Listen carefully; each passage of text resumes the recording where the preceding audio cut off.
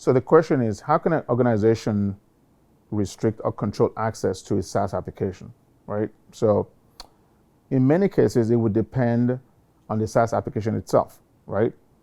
Because this particular vendor of the SaaS application may have tools that you can employ to determine who can have access, when they can have access, and where that access is going to come from, right?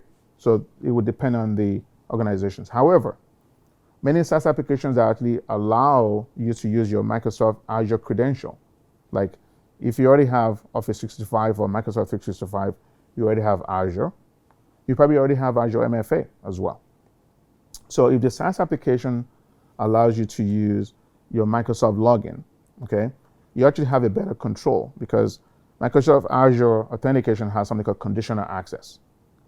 So the conditional access could include things like, we're going to allow, even though the SaaS application is not owned by Microsoft, but by virtue of them allowing you to use your Microsoft Authentication, you can now leverage the Microsoft controls that Microsoft has built in to Azure. That's actually one of the most effective ways I think you can actually employ control and safeguards to your SaaS app.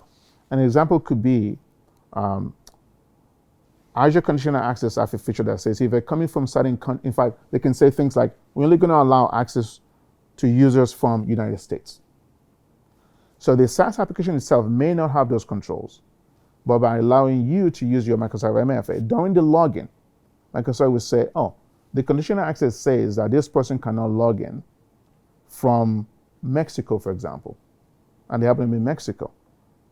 So Microsoft will block that because the user at that particular time is logging in from Mexico. So that's a geographic aspect of conditional access, okay?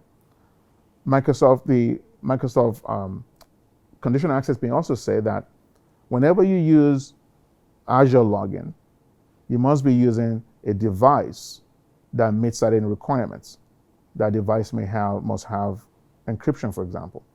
So if that's part of conditional access, it would traditionally mean that the device is being enrolled in Intune because you have to find a way to be able to detect whether my device has encryption or not, right?